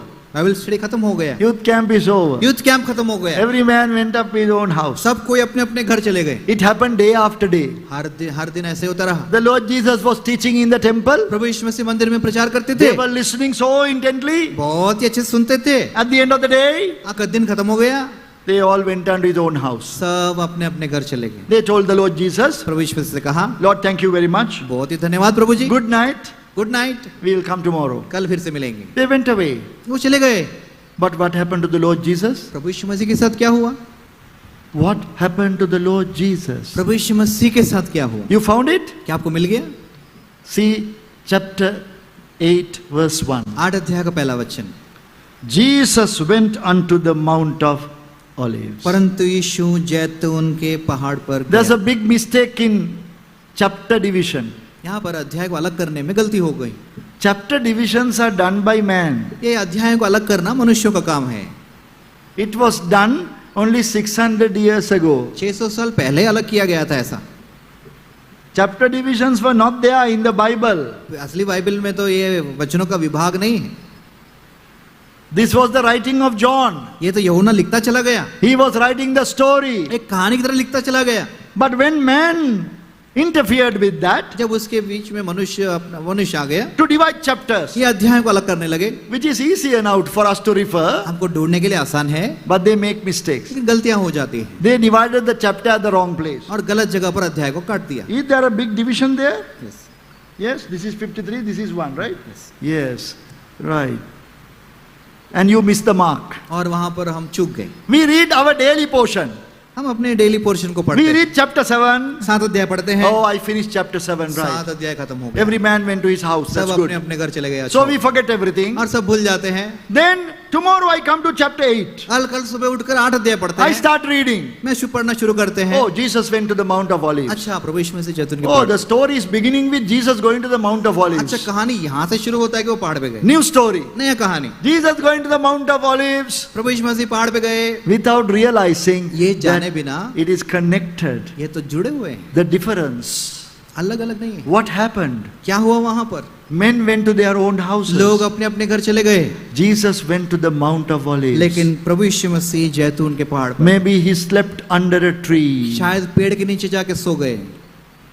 That night, उस रात को maybe no one gave him dinner. किसी ने खाना भी पूछा नहीं। We खाने have के बाद- evidence in the Bible Bible में उसके बहुत सारे निशाने भी हैं। that no one gave him dinner some nights. कई रातों तक किसी ने उनको भोजन नहीं दिया। That when he came early in the morning to the temple again, जब सुबह सुबह मंदिर में मुड़कर आए, he was hungry. वो भूखे थे।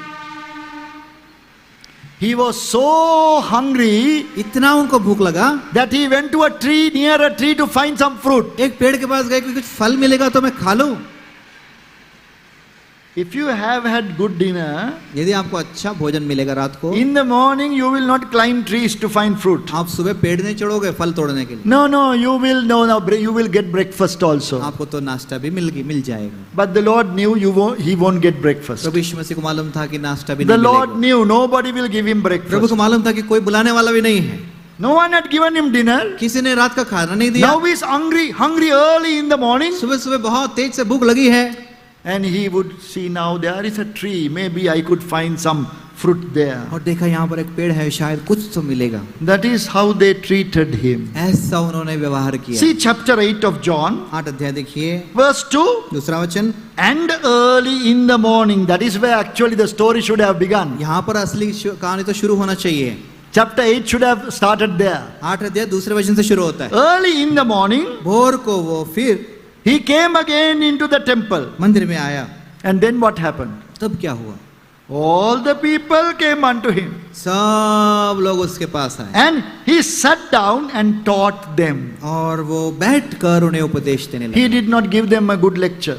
अच्छा उनको संदेश नहीं सुनाया। I taught you the whole day yesterday. कल तो पूरा दिन मैं आपको सिखाया। And when the night came, you went and slept nicely, very comfortably in your house. जब रात आई तो आप सब जाके अच्छे से सो गए घर में। I had to go to the Mount of Olives. मुझको तो जैतून के पहाड़ पर I जाना slept पड़ा। under a tree. मैं तो पेड़ के नीचे सोया था। Oh, you don't know how much I मैं suffered. कितना दुख उठाया आपको मालूम नहीं। You are useless तुम people. तो एकदम बेकार लोग हो। We would have said like that. हम तो ऐसा भाषण दिए होते। But the Lord Jesus never said like that. लेकिन प्रभु यीशु मसीह ने ऐसा नहीं He कहा। sat down and patiently taught them again. बैठकर फिर से उपदेश देने लगे। This went day after day like that. दिन के बाद दिन बीतते गए। Patient endurance. धीरज से सहता चला गया। This is the quality that we must develop in our lives. ये गुण हमारे जीवन में आना चाहिए। Do not get discouraged easily. बहुत ही आसानी से निराश मत होना। There is no excuse for us हमारे लिए कोई बहाना नहीं है, because our example is different. क्योंकि हमारा आदर्श ही अलग है। He patiently endured धीरज से वो सहता गया, and unresisting surrender. बिना बलवा किए अर्पित होता रहा। Yes, he was numbered with the transgressors, अपराधियों के साथ गिना गया, the innocent Son of God. निर्दोष परमेश्वर का पुत्र। So these are the characteristics that young people, you should have. ये गुण हम जवानों के अंदर होना चाहिए। These are the characteristics that old people like us should desire to have. और जो वृद्ध हम जैसे लोग हैं, हमारे अंदर भी ये इच्छा होनी चाहिए, ये गुण मेरे अंदर आए। This is my beloved son. ये मेरा प्रिय पुत्र है, This is our example. ये हमारा आदर्श है, This is our Christian life. ये हमारा मसीह जीवन है, That is the purpose of God. ये परमेश्वर की योजना है। This is the meaning, reason behind the surpassing worth of knowing Christ. इसलिए प्रभु यीशु मसीह के पहचान की उत्तमता का यही मतलब है, We be transformed into the likeness of His Son. कि हम उसके पुत्र के स्वरूप में बदलते जाए। So let us pray. हम प्रार्थना करेंगे, Pray and ask God to do this in our lives. प्रभु से कहेंगे, प्रभु ये काम कीजिए मेरे जीवन में। Though we have tried to study something from difficult book of Leviticus, लेवी व्यवस्था में ध्यान करने के लिए कठिन किताब है, but you can see it is very profitable. लेकिन देखिए कितना लाभदायक है। You read the Old Testament scriptures. पुराने नियम के वचनों को पढ़िए। They are they that testify of me, said the Lord Jesus. प्रभु यीशु मसीह ने कहा, ये वही है जो मेरे विषय में गवाही देते हैं। Let us pray. आइए हम प्रार्थना करेंगे। Let us pray. Just bend your head. Close your eyes. अपना सिर झुकाइए, आंखें बंद कीजिए। You can close the Bible later. Bible आप बाद में बंद कर सकते हैं। Let us pray. प्रार्थना करेंगे। Be quiet. शांत रहिए, Be still. स्थिर रहिए।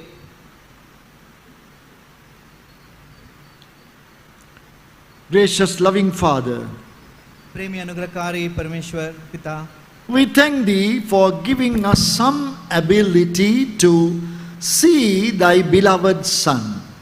प्रभु जी आपके प्रिय पुत्र को दर्शन आपके प्रिय पुत्र का दर्शन पाने का थोड़ा सामर्थ्य आपने हमको दिया, हम धन्यवाद देते हैं। Concerning whom you said, "This is my beloved Son, in whom I am well pleased." जिनके विषय में आपने कहा ये मेरा प्रिय पुत्र है जिससे मैं अत्यंत प्रसन्न हूँ। Gracious, loving Father, अनुग्रहकारी दयालु पिता, O God, we want Thee to also have delight when you look at our lives. प्रभु जी जब आप हमारे जीवन में देखेंगे हम भी चाहते हैं कि आप प्रसन्न हो सके। How we display the character of Thy dear Son. आपके प्रिय पुत्र के स्वभाव को हम कैसे प्रकट करेंगे। Forgive us, O Lord, प्रभु जी हमें क्षमा कीजिए, that we have been selfish.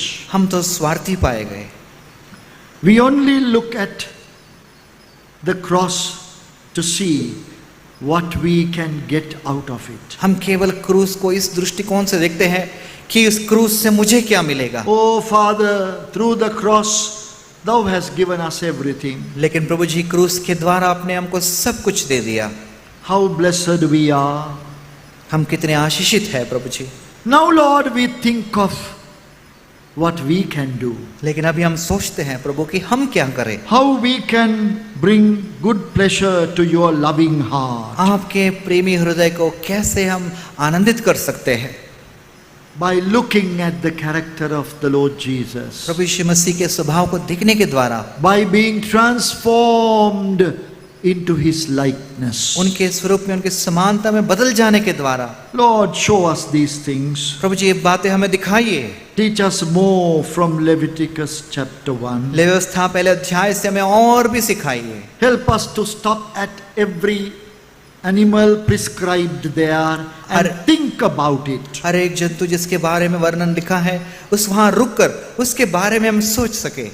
Help us, Lord, to gather some verses under each animal and the characteristic of that animal. और हर जंतु के विषय में कुछ वचन इकट्ठा करके उसके बारे में उसके गुणों के और थोड़ा हम जान सके। Lord, we very often resist you. प्रभु जी बहुत बार हम बलवा करते हैं, विरोध करते हैं। Lord, we are very foolish. हम बहुत ही मूर्ख लोग हैं। Forgive us, O Lord. हमें क्षमा करें प्रभु जी।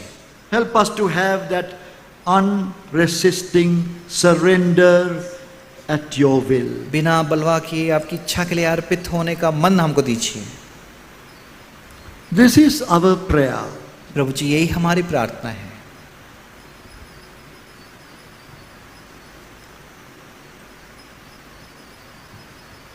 We thank you, Lord. आपको हम धन्यवाद देते हैं प्रभु जी। We give ourselves into your hands. हम अपने आप को आपके हाथों में सौंपते हैं। In the name of our loving Savior, the Lord Jesus Christ, we pray. हमारे प्रेमी उद्धारकर्ता प्रभु यीशु मसीह के नाम में हम मांगते हैं। Amen. Thank you.